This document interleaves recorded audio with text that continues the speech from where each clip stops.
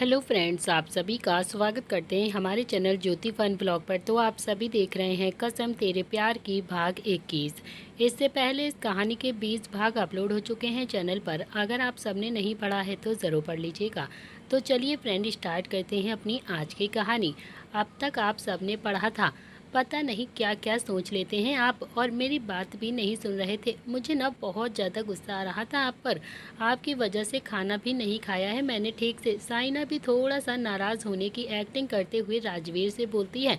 हाँ तो फिर गुस्से में मैंने भी तो ढंग से खाना नहीं खाया है। राजवीर भी मुंह बनाकर बोला।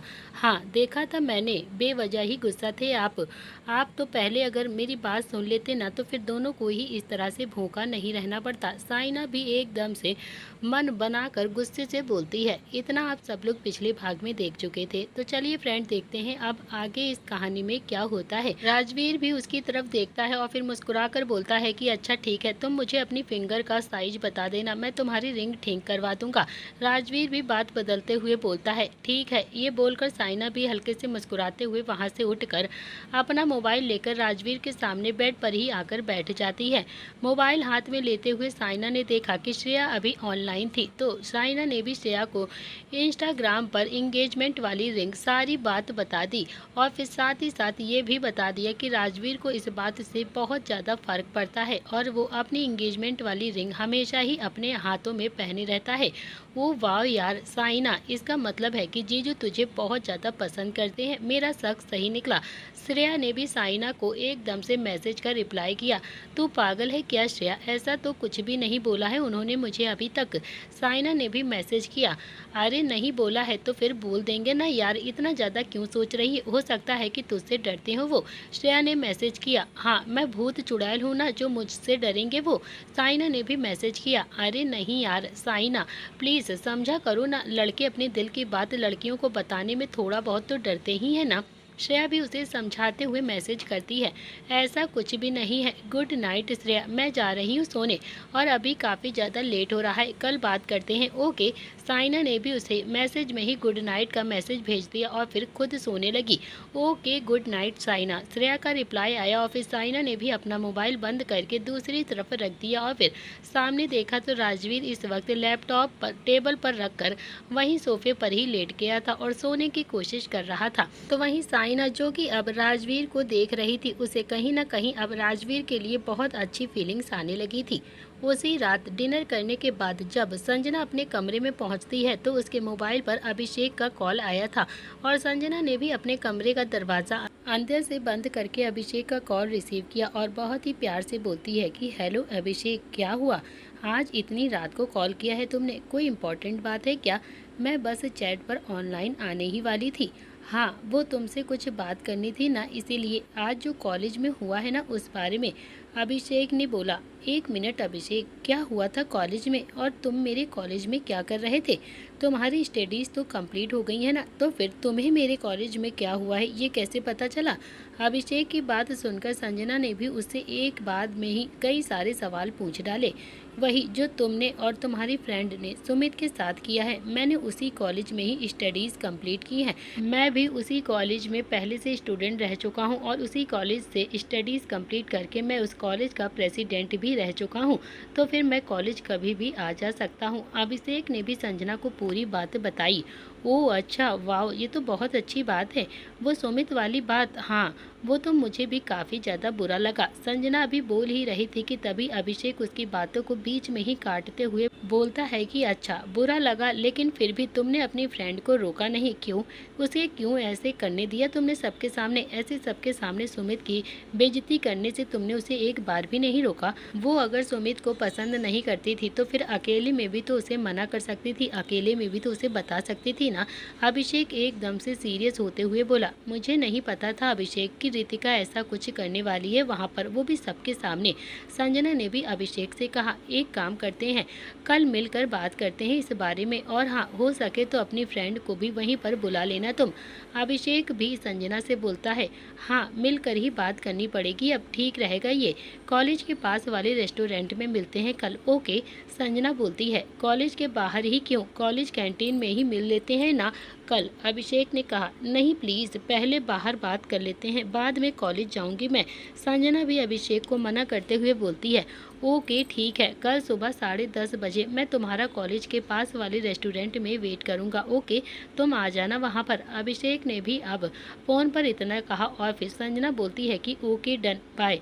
ये बोलकर संजना ने भी कॉल को डिस्कनेक्ट कर दिया और फिर फ़ोन को साइड में रखकर खुद से ही बोलती है कि ओ माई गॉड, ये रितिका भी न सच में बहुत ज़्यादा मरवाएगी मुझे किसी दिन। अब तो इसे समझाना पड़ेगा। मैंने भी बोला था उसे कि ऐसा नहीं करना चाहिए था उसे सुमित के साथ, क्योंकि वो बहुत ज़्यादा सीधा लड़का है, लेकिन नहीं, वो इडियट समझती ही नहीं है। अब कल मिलकर पहले अभिषेक को समझाती हूँ और फिर बाद में रितिका को समझाती हूँ। हाँ, ये बिल्कुल ठीक रहेगा। Oh god, please please help me, मुझे बचा लीजिएगा। इतना बोलते हुए संजना भी अपने बेड पर सोने के लिए आराम से लेट जाती है। अगली सुबह जब साइना सोकर उठती है तो उसने देखा कि राजवीर कमरे में नहीं था। राजवीर को कमरे में ना पाकर साइना भी थोड़ा सा निराश हो गई थी। क्या यार साइना, तू भी ना आज फिर से लेट हो गई उठने में। तू हर रोज़ क्यों उठने में लेट करती है। राज तो ऑफिस भी चले गए होंगे शायद, पता नहीं अभी भी नाराज़ थे क्या मुझसे। ऐसे बिना बताए ही चले गए मुझे ऑफिस। बेड पर उठकर बैठते हुए अब अपने खुले बालों का जूड़ा बनाते हुए साइना भी खुद से ही बातें करते हुए अपने आप से ही बोल रही थी। बाल समेटने के बाद साइना ने भी वहां पर बेड के पास ही साइड टेबल पर रखा हुआ अपना मोबाइल फ़ोन उठाया तो देखा कि उसके मोबाइल फ़ोन के नीचे फ़ोन से ही दबा हुआ एक कागज़ रखा हुआ था। ये क्या है, कल रात तो यहाँ पर कुछ भी नहीं था और ये कागज़ यहाँ पर कैसे आया।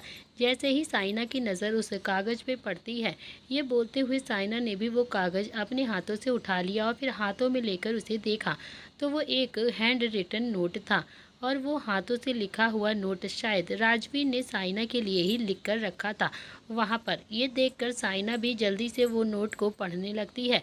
उस नोट को पढ़कर साइना के चेहरे पर भी बहुत प्यारी सी और हल्की सी मुस्कुराहट आ जाती है।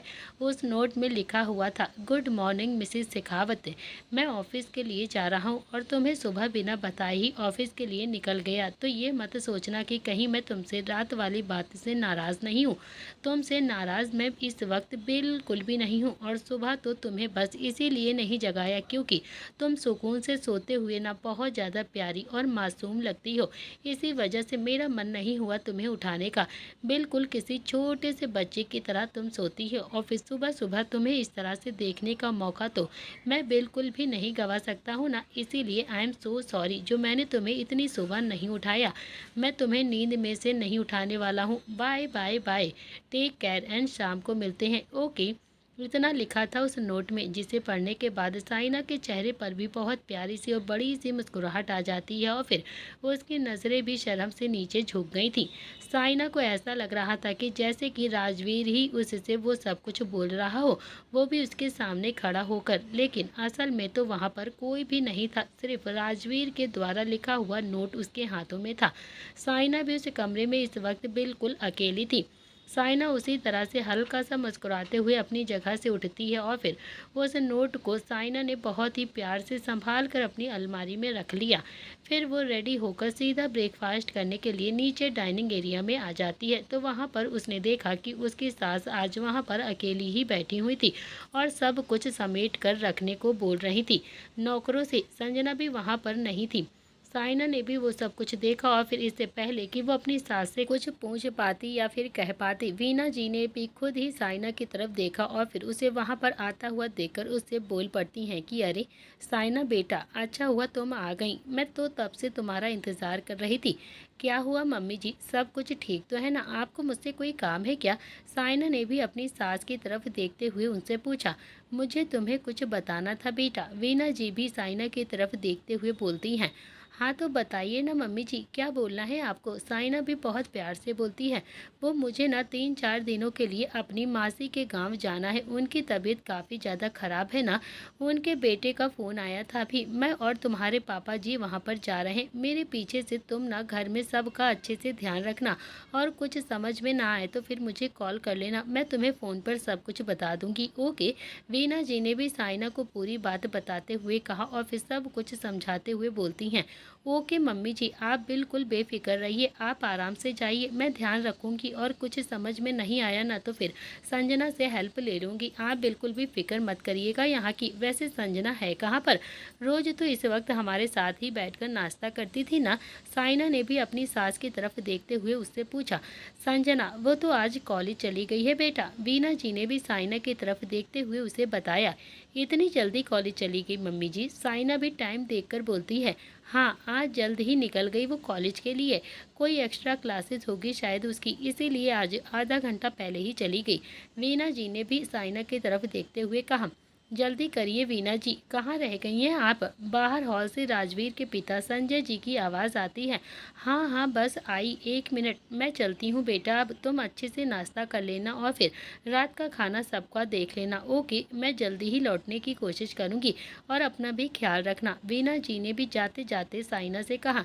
जी मम्मी जी, मैं हूँ ना, मैं सब कुछ देख लूँगी, आप यहाँ की बिल्कुल भी फिक्र मत करिएगा, आप अच्छे से आराम से जाइए। साइना ने भी मुस्कुराते हुए कहा। मुझे तुमसे यही उम्मीद थी बेटा, मुझे पता था कि मेरी बहू बहुत ही ज़्यादा काबिल है। जीती रहो बेटा और खुश रहो। ये बोलते हुए वीना जी ने भी साइना के सिर पर बहुत ही प्यार से अपना हाथ रखा और उसे आशीर्वाद देते हुए वहाँ से चली गई। साइना भी उन दोनों को दरवाजे तक छोड़ने के लिए आती है और फिर मम्मी पापा जी के चले जाने के बाद वापस से किचन में आकर साइना ने नाश्ता किया और फिर कुक से दिन के खाने का लिए बोल दिया। साइना भी अपनी कॉफ़ी लेकर सीधा अपने रूम में आ गई थी। तो वहीं दूसरी तरफ अपने कॉलेज के पास वाले रेस्टोरेंट में बैठकर संजना भी अभिषेक को कॉल कर रही थी, जो कि कल जो कुछ भी हुआ था उससे जुड़ी सारी बातें उसे बता रही थी और फिर उसे वो सिचुएशन भी समझाने की कोशिश कर रही थी जो कि वहाँ पर उस समय उसने फील करी थी। क्या सच में हम आपको ऐसे ही लगते हैं अभिषेक? संजना ने भी अभिषेक की आंखों में देखते हुए उससे पूछा। संजना के इस तरह से उसकी आंखों में देखकर पूछने से तो अभिषेक भी थोड़ी देर के लिए एकदम से चुप हो गया था और फिर दूसरी तरफ देखकर बोलता है कि पता नहीं संजना, लेकिन मैं भी सिर्फ वही बोल रहा हूँ जो मैंने कल देखा था, वो भी अपनी आंखों से। जो आपने देखा, अगर आपको सिर्फ वही सच लगता है तो ठीक है, फिर हम आपसे सिर्फ इतना ही कहना चाहते हैं कि फिर दोस्ती ही क्यों की थी आपने हमसे? जब भरोसा ही नहीं है आपको हम पर और हमारी बातों पर, तो फिर इस दोस्ती से भी कोई मतलब नहीं है। हमारी दोस्ती का क्या मतलब जब आपको मेरी बातों पर यकीन नहीं है? और इतना बोलकर संजना भी थोड़ा सा नाराज़ होकर वहाँ से उठकर जाने लगती है, लेकिन तभी अभिषेक ने भी उसका हाथ पकड़ लिया और फिर उसे जाने से रोकता हुआ बोलता है कि तुम सिर्फ मेरी दोस्त नहीं हो संजना, उससे कई ज़्यादा बढ़कर हो तुम मेरे लिए, समझी? क्या क्या कहा आपने? दोस्त से बढ़कर? हमने ठीक से सुना नहीं शायद। और आपने हाथ क्यों पकड़ा है हमारा? हाथ छोड़िए, सब लोग देख रहे हैं। संजना भी अपना हाथ छुड़ाने की कोशिश करते हुए अभिषेक की तरफ देखकर बोलती है। अगर इतनी ही पड़ी है ना सबकी, तो फिर ऐसे क्यों कर रही हो तुम? चुपचाप से बैठ जाओ ना, ऐसे क्यों जा रही हो तुम बिना बात करे ही? अभिषेक ने भी संजना की तरफ देखते हुए कहा और फिर उसकी बात मानकर संजना भी वापस से अभिषेक के सामने वाली चेयर पर चुपचाप से बैठ गई थी और अभिषेक ने भी अब उसका हाथ छोड़ दिया था। क्या कह रहे थे आप? संजना ने फिर से पूछा। यही कि कल जो तुमने और तुम्हारी दोस्त ने उस लड़के के साथ किया है ना, अगर कल को किसी लड़के ने तुमसे ये बोला कि वो तुम्हें पसंद करता है तो तुम उसके साथ भी वही करोगी ना? अभिषेक ने भी संजना की आंखों में देखते हुए उससे पूछा। अभिषेक की ये बात सुनकर तो संजना पहले 2 मिनट के लिए एकदम से चुप हो गई थी। उसे तो समझ ही नहीं आ रहा था कि वो क्या बोले। उसे ऐसे लगा कि जैसे अभिषेक अपनी ही बात कर रहा हो उसे, लेकिन अभिषेक ने तो सीधे तौर पर ऐसा कुछ भी नहीं बोला था संजना से और इसीलिए संजना भी अपने मन में कुछ सोचते हुए एकदम से बोलती है कि क्या किया था आखिरकार ऐसा मैंने और रितिका ने सुमित के साथ? ऐसा भी क्या कर दिया है हम दोनों ने उसके साथ? रितिका ने सिर्फ उसे साफ और सीधे तौर पर मना ही तो किया था ना। और अब रितिका सुमित को पसंद नहीं करती है तो फिर कोई ज़बरदस्ती है क्या? मतलब कोई किसी से ज़बरदस्ती तो प्यार नहीं कर सकता है ना कि वो उसे हाँ ही बोले। अगर कोई लड़का उसे पसंद करता है तो फिर तो क्या ही इसमें कोई प्रॉब्लम है? अच्छा ठीक है, नहीं पसंद करती थी रितिका तुम्हारी फ्रेंड उस लड़के को तो फिर इसीलिए उसे मना कर दिया ना उसने। लेकिन तुम दोनों जो उसका मजाक उड़ाते हुए उस पर हंस रही थी ना, वो भी पूरे कॉलेज के सामने, वो तो बहुत ज़्यादा गलत था ना। कि वो भी तुम्हें गलत नहीं लगता है? वो तुमने अच्छा किया नहीं ना? अभिषेक भी संजना को उसकी गलती का एहसास करवाते हुए बोलता है। हाँ, मैं मानती हूँ अगर सुमित की तरह से सोचा जाए तो फिर काफ़ी ज़्यादा गलत था जो मैंने और रितिका ने उसके साथ किया है, लेकिन हम दोनों ने प्लान करके ऐसा कुछ भी नहीं किया है। और वो हंसी तो हमें उस वक्त उसके बोलने के तरीके पे आ रही थी, वो जिस तरह से अटक अटक कर बोल रहा था रितिका से, उस लिए हम दोनों हंस रहे थे। बाकी उसके लिए हमने कोई मजाक नहीं सोचा था। संजना ने भी अभिषेक से बताया। हाँ, तो फिर प्रपोज करते वक्त लड़कों के मन में भी थोड़ा सा डर और झिझक तो रहती ही है ना। अभिषेक भी संजना की तरफ देखकर बोलता है। अच्छा, हमें तो नहीं पता था। वैसे तुमने किसको प्रपोज किया है जो तुम्हें इतना ज़्यादा मालूम है? संजना ने हंसते हुए अभिषेक से पूछा। किसी को नहीं, मैं तो बस ऐसे ही जनरली बोल रहा था। अभिषेक भी संजना की तरफ देखकर बोलता है। अच्छा, वैसे मैंने कल रितिका से कहा था कि वो सुमित से मिलकर एक बार उसे सॉरी बोल दे, और मैं भी जब उससे मिलूंगी ना कभी तो उसे सॉरी ज़रूर बोल दूंगी। संजना ने भी अभिषेक को बताया। अच्छा, ठीक है, क्या सच में ऐसा समझाया है तुमने अपनी फ्रेंड रितिका को? अभिषेक ने भी थोड़ा सा हैरान होते हुए संजना से पूछा। हाँ बिल्कुल, मैंने तो कल ही उसे बोला था कि कहो तो तुम्हारे सामने ही सॉरी बोल देती हूँ मैं सुमित को। संजना ने कहा। अरे नहीं, उसकी कोई ज़रूरत नहीं है, मुझे तुम पर बहुत ज़्यादा भरोसा है। अभिषेक भी मुस्कुराते हुए संजना से बोलता है। क्या सच में? मुझे तो ऐसा नहीं लगता है, संजना बोलती है।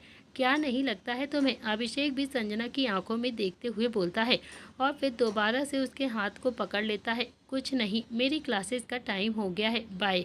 अब मुझे यहाँ से जाना पड़ेगा, संजना ने भी हंसते हुए कहा, और फिर अपना हाथ छुड़ाकर गाना गाते हुए मुस्कुराते हुए वहाँ से अपने कॉलेज की तरफ भाग गई।